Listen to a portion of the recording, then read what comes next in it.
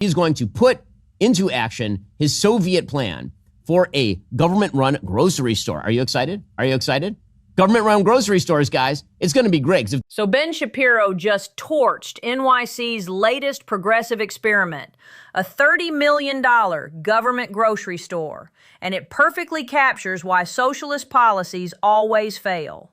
We're seeing politicians ignore basic economics while pretending they're helping the poor. This breakdown is essential viewing. Free everything. How will that go wrong in any way? Maybe what we can do is we can heavily subsidize everybody going to college, for example. That won't raise the price of well, that turns out that radically raised the price of college. Federal student aid increased 1,200% since 1980, while college costs rose 3,000%. Classic subsidy inflation. When government pumps money into any sector, prices skyrocket because demand artificially increases while supply stays static. The grocery store plan follows this exact pattern. Zohran Mamdani, who is the mayor of New York, he has now decided that the time has come. The time has come at long last. He's going to put into action his Soviet plan for a government-run grocery store. Are you excited? Are you excited? Government-run grocery stores, guys. It's going to be great, because if there's one thing that we have to fight off in America, it is starvation. America has a 36% obesity rate, yet politicians claim we're starving. Meanwhile, Venezuela's price controls created actual food shortages where people lost 24 pounds on average. The irony is staggering. Proposing Soviet solutions for American abundance problems. Now, I know you're thinking right now that we actually have a massive obesity problem in the United States, and you would be right. But according to Zohran Mamdani, the biggest problem in America is that people cannot afford food. And the best way for people to afford food is for the government to have grocery stores. This has never been tried anywhere except for, Cuba and the USSR and pretty much all the communist countries, which led, of course, to the very, very famous photos of Soviet leadership walking into American supermarkets and being astonished by the selection of products. Boris Yeltsin's 1989 visit to a Texas supermarket literally convinced him communism had failed. Soviet officials couldn't believe ordinary Americans had access to 30,000 products. That moment helped end the Cold War. Yet NYC wants to recreate Soviet grocery distribution. Because it turns out capitalism, it makes things better, and it makes things cheaper, and it makes them more plentiful, which is how they become better and cheaper. Now here is Zohran Mamdani explaining his plan, because what New York City needs desperately is a government-run grocery store. Private competition created everything from self-checkout to online grocery delivery. Walmart revolutionized supply chains. Amazon created same-day delivery. Government monopolies have zero incentive to innovate. They get funded regardless of performance or customer satisfaction. By the way, how much is it going to cost to build this grocery store ground up at La Marqueta?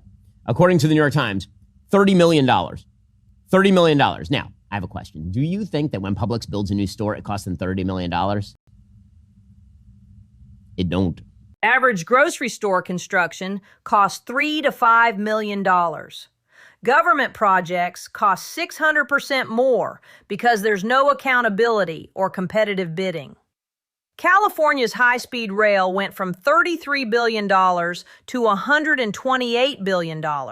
Same wasteful pattern, different sector. I promise you what is going to happen is that if, in fact, the city subsidizes particular food products at a cheaper rate, either people will want to buy those food products or they will not. If they do, like, for example, eggs, then there will be a run on eggs, and then there will be a shortage. That's what will happen. Because when you subsidize a product, when you subsidize the price of a product, it spurs more demand, and you'll end up with a shortage and lines. Remember toilet paper shortages during COVID? That's what happens with artificial scarcity. Venezuela's bread lines are still active today after price controls. Economic laws don't care about good intentions. Subsidize something, create shortages.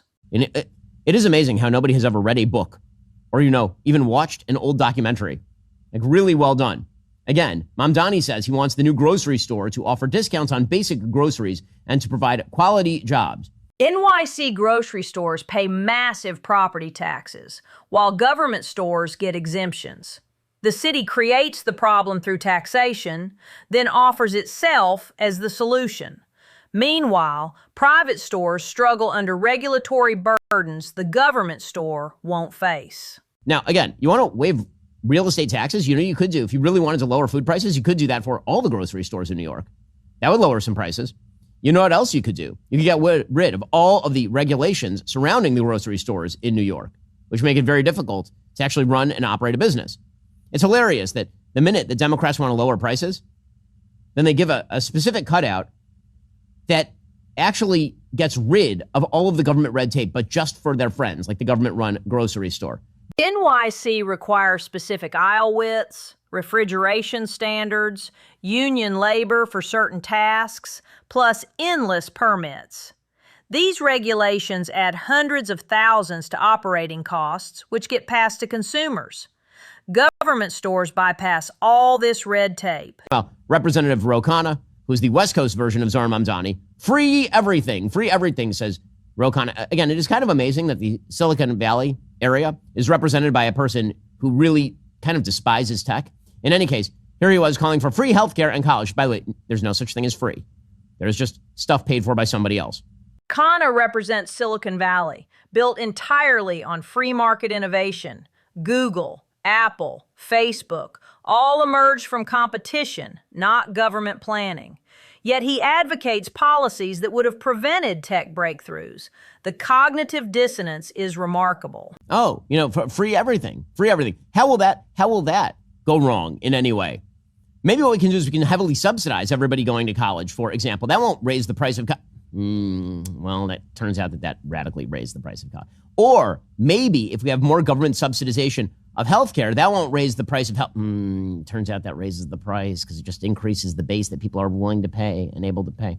Healthcare costs rose 300% since Medicare expansion. Government insurance lets hospitals charge whatever they want because patients don't see real prices. The pattern repeats across every subsidized sector: housing, education, healthcare, now food. Now, it doesn't matter what the effect is. The only thing that matters to the Democrats is that it feels good when they say the word free over and over and over again. Progressive policies consistently fail, yet get expanded anyway. Homelessness worsened after billions in spending. Crime rose after criminal justice reform. But failure never discredits the ideology. It just justifies more government intervention. Well, speaking of things that don't feel good, Eric Swalwell has now resigned from Congress. We bid a fond farewell. He vanished like a fart in the wind, Representative Eric Swalwell. He put out a statement, quote, "I am deeply sorry to my family, staff, and constituents for mistakes in judgment I've made in my past. I will fight the serious false allegation made against me. However, I must take responsibility and ownership for the mistake I did make. I'm aware of efforts to bring an immediate expulsion vote against me and other members. Expelling anyone in Congress without due process within days of an allegation being made is wrong, but it's also wrong for my constituents to have me distracted from my duties. Therefore, I plan to resign my seat in Congress."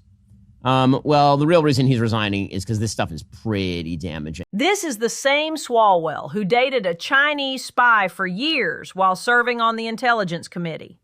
He lectured Americans about national security while potentially compromised. The timing of this resignation right before 2026 elections isn't coincidental. She says, by the way, according to Politico, that her delay in taking action against Swalwell was driven by fear, not doubt, fear of his political power, his background as an attorney, and his family law enforcement ties.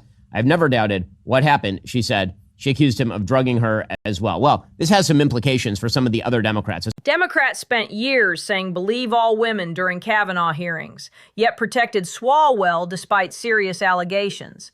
The hypocrisy is stunning. Their principles only apply when politically convenient, not when it threatens their own power. Senator Ruben Gallego of Arizona, who wants to run his own presidential campaign.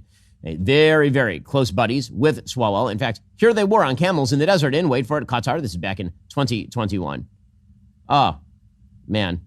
Stuff that you didn't need to see. But if I saw it, so did you. So now we're all living that life. That's great. Qatar, the land of dreams. In any case, here was Senator Gallego saying that Swalwell lied to him and led a double life and manipulated him. Did he, though? Did he? I don't know, man. If Gallego was truly shocked by these revelations, what does that say about his judgment? Either he's incredibly naive about his close friends, or he's lying about being surprised.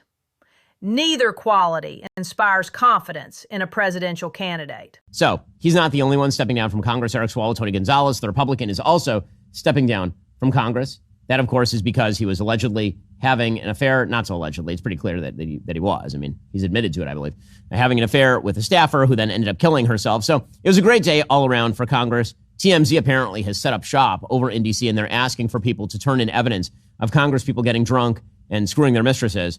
I assume that I'm not sure that the bandwidth exists on planet Earth for that amount of material to inundate TMZ's offices. So I can assume that this will not be the first in a wave of resignations. Congress approval ratings hover around 20%, yet members act like entitled aristocrats. When representatives are better known for scandals than legislation, it reflects deeper institutional rot. The American people deserve leaders focused on governing, not personal drama.